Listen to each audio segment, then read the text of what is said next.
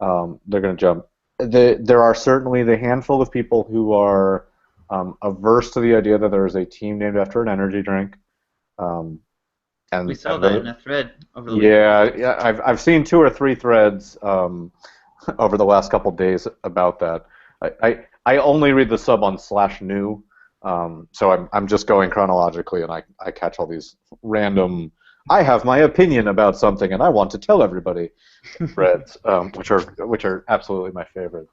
Um, um, and I think there was a good point from one of the City fans today. I think it was D. Roy Jenkins about. Oh boy. Oh boy. I like that hesitation. Leroy Jenkins. D. Roy Jenkins. He has built himself a nice little reputation. But no, In a very short amount of time. I actually have talked to him quite a bit outside of Reddit, and I think he's learning to keep it a little bit under control. But he made a point in I think one of those threads about where the fan's going to go today, that there are a handful of fans who will be new to the league and just want to be able to connect with a team that's starting up fresh, because there is something very empowering about being there from the first kick on, and that's something that you only get with these expansion franchises. So there are these pockets of people who will come out. I think NYCFC, David Villa is certainly a great signing. I'm not going to begrudge them that, and I'm still shocked they managed to get him on a free, because my understanding was he had a couple of years left at Atletico, but more power to Claudio and Jason for that. I think they will struggle with being in a baseball stadium. I think that as people travel out to Red Bull Arena for away games, they may be swayed one way or the other. And ultimately, Yeah, because that supporter section at Yankee Stadium is entirely in the upper deck. it's not in the upper deck, but it is behind the visitors' bullpen, and it's sort of there's certainly a row of seats in front of it. Right.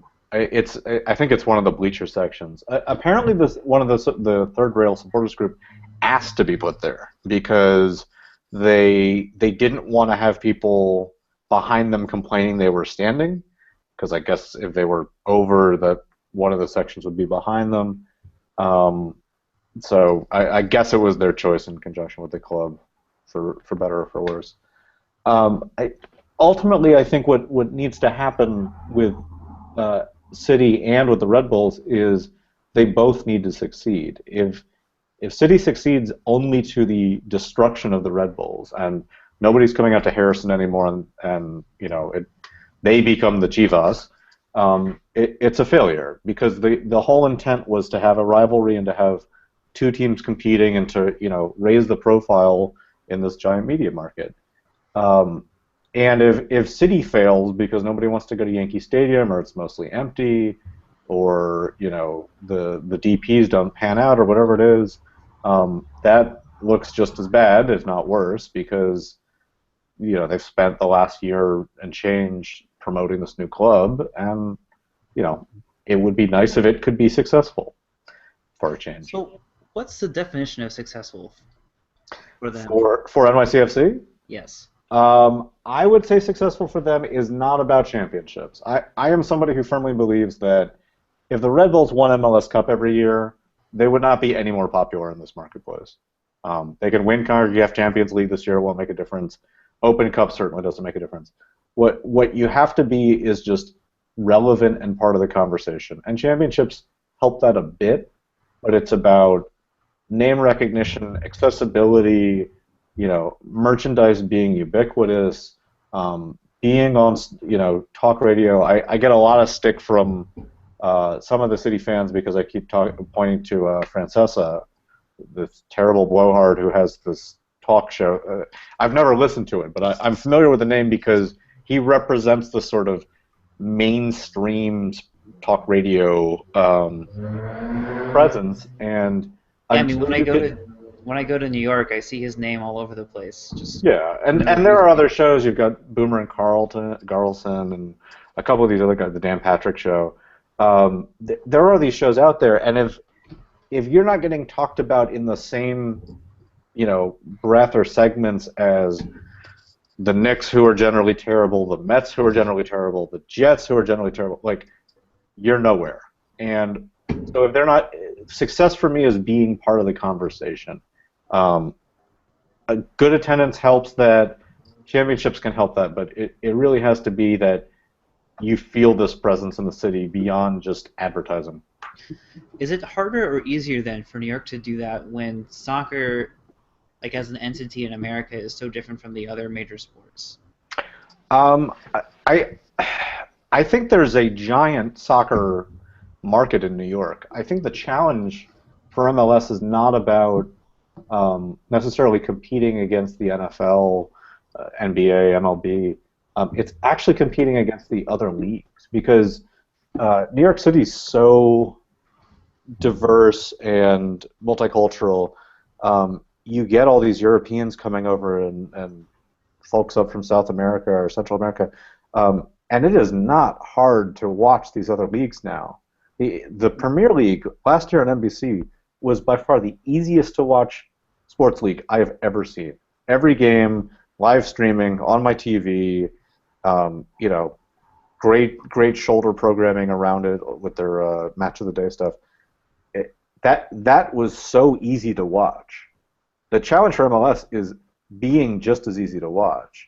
And the new TV deal will play into that, but I think they're up against the Premier League, the Bundesliga, La Liga, European competitions, the Champions League.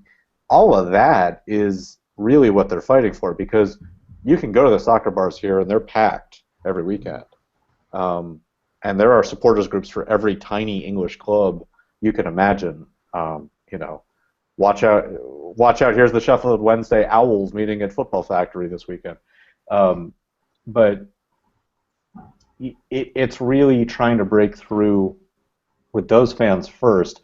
I think you're always going to have casual interest from people who go watch other sports, and that can come and go. But you really want to get people who are already interested in the sport coming out.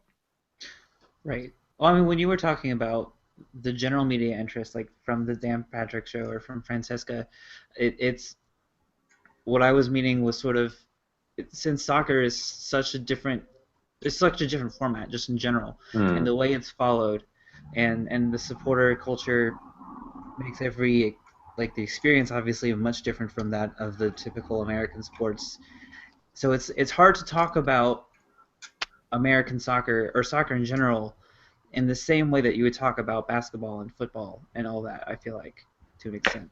Well, I think in terms of the experience, most of the people that I've, either taken out or gone to Red Bull Arena with really enjoy the experience. Right. People who weren't soccer fans before or were or whatever else, that difference in the fandom is certainly there. My concern on the media side is, you listen to these guys talk on talk radio, and it's, random call-ins asking about a player, or, should they trade for somebody? It's the same chatter that we're all having online about soccer now.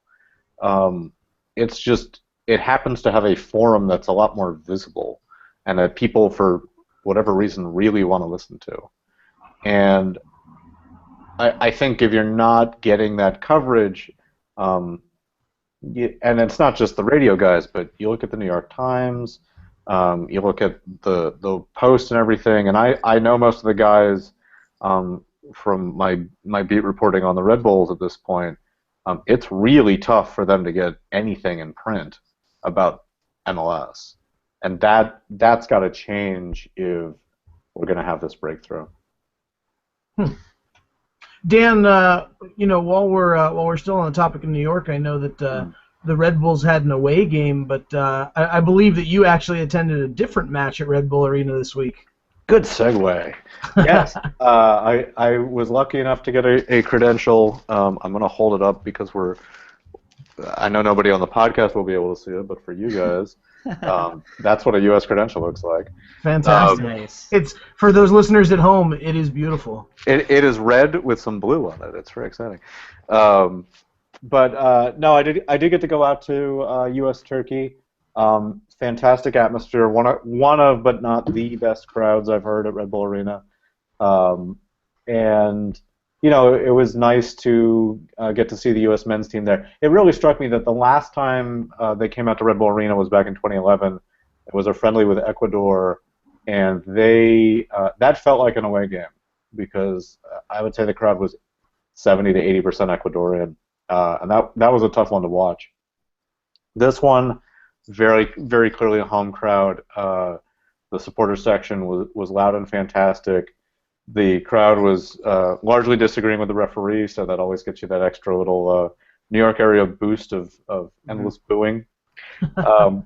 And as for the game itself, Fabian Johnson's goal was fantastic interplay with Michael Bradley. Can't say enough good things about that. I thought Clint's goal was one of the nicest gifts I've ever seen one country give another. I don't think he had to actually kick the ball to score that. I think he just sort of walked into it. I actually thought Josie played really well. I know everybody is. I mean, Oh, go ahead. Yeah, a lot of people around me. I was watching a soccer bar match, so a lot of people around me were very upset about Josie's play, and a regular on our show, Iron Goalie, the transfer thread guy, tweeted me about how terrible Josie was today. I feel like, aside from scoring, he did pretty much everything he was asked to do, he needed to do. He was playing that target forward role really well. He was holding off defenders. He was, dishing the ball off to other guys, letting the attack flow around him and picking a pass. He should have had a goal or two. He should have had an assist or two. He played a beautiful ball into mix that he couldn't do anything with. He was a bit unlucky with some questionable calls his direction. Yeah, he had that goal waved off early on for the pushing in the box and an offside or two. That breakaway where he was whistled for knocking the guy down. He played well enough. He just didn't find the back of the net. I feel like if he plays like that against Ghana, he gives us a better chance to win than otherwise. And I think if you listen to Alexi and Taylor talk about it, Josie's going to start at the World Cup because nobody else can play that role on this roster. Wando's not going to do it. Johansson's not going to do it, and Clint certainly isn't going to do it. So if he can keep playing that way, I think the benefits of it will come out. But obviously he's been struggling a little mentally with the drought, and hopefully he'll come out of it. Now, speaking of struggling, the defense was just atrocious. Yes. I'm used to seeing bad defense at Red Bull Arena, but this was taking it to a different level. I made a comment on Twitter midway through the game that I'm not a tactics guy. I'm going to leave that to the Mats from March to the Match. But when I can sit there from my seat in the press box and see these passing lanes open up and be like, oh, a through ball through there, and then it happens, if I'm picking up tactical moves that I could make to break down the U.S. defense, it's bad because I am not the person who should be doing that. It is nice when that happens, though, right? As an observer, it felt so nice to actually call the passes before they came out. Yeah. Also terrifying that there was that much space in the U.S. defense. Yeah. So how do we fix that? I do feel like I know we conceded in the second half. I feel like we looked better with Beckerman in front of that back line, and maybe that's just confirmation bias because I felt a lot better just in general at halftime when I knew Beckerman was coming on. Yeah, I think I'm not personally sold on Jermaine Jones, and keep in mind I'm not somebody who obsesses over the national team a ton, so I don't have strong feelings about most of the guys, but I like what Beckerman brings to the team when he's been out there, and I've watched him. And I thought that there were certainly less of those channels opening up when he was out there. I really hope Timothy Chandler doesn't get another start. The way he got skinned on that last play was just atrocious. I mean, I get yelled at fellow pickup soccer players if I let that happen on Saturdays. And really... Oh, go ahead. I was just going to say, to go back to the Beckerman point, is I think not only I'm also a guy who is not sold on Jones and would like to see Beckerman. I'd like to see it the opposite. I'd like to see Beckerman get the first 45 minutes and see where we go from there. And for me, it's really the interplay with Bradley. I mean, obviously Kyle Beckerman's a great player, but the way he plays with the national team and with Bradley, in front of him or next to him, depending on how they're doing it, it's just he brings something that I don't see with Jones at all. Yeah, I feel like when Jones and Bradley are on the field, it's basically like Bradley and Jones are having a conversation. Bradley's saying, "All right, I'm trying to be right here so I can do this," and Jones is like, whatever, I don't care. I'm gonna do my own thing, and that doesn't work so well. Maybe I'm pessimistic or cynical. Maybe it's just that Beckerman is better at covering defensively solo when Bradley is stepping up into the attack. I certainly don't have enough observations comparing the two to really give strong points, but as far as the eye test or the gut check goes, it feels to me like they work better as a team. Yeah, I can agree with that. So what I'm more interested in than the actual game is the atmosphere around the whole thing. I mean, that media circus, they were on Good Morning America, Men in Blazers filmed a freaking 100-minute thing that I listened to last night, and I definitely didn't get teary-eyed at all, I promise. They were there from like Thursday until the game was over, and it was nonstop, SportsCenter, everything. What was that like? It was intense, and I don't want to get into the whole saga of it. I'm happy to tell people over a beer at a bar, but media credentialing for that game was not easy. I was told by U.S. Soccer they had received more media requests for that game than any other game they had ever hosted. Wow, including the Mexico game in Columbus. Yep, including the Mexico game in Columbus. And part of that was Turkish media too, but they had overflow press boxes at Red Bull Arena, which I was in, and you could tell that this was the big game. It was also clear that part of the reason this was scheduled in New York, and I think Jurgen said this during the press conference, is because they needed to make sure that one of the games, they could do a little bit more media work.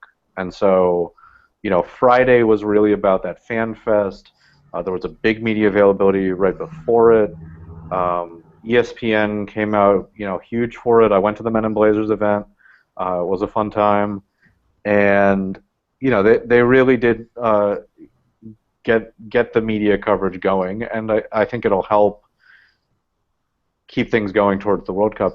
And I think the city responded very well to it. I walked through the Fan Fest at the end of the day on Friday. Lots of people out there, taking part in what's going on. Tons of people tailgating before the game. Tons of people, coming from all over to be at the game. It really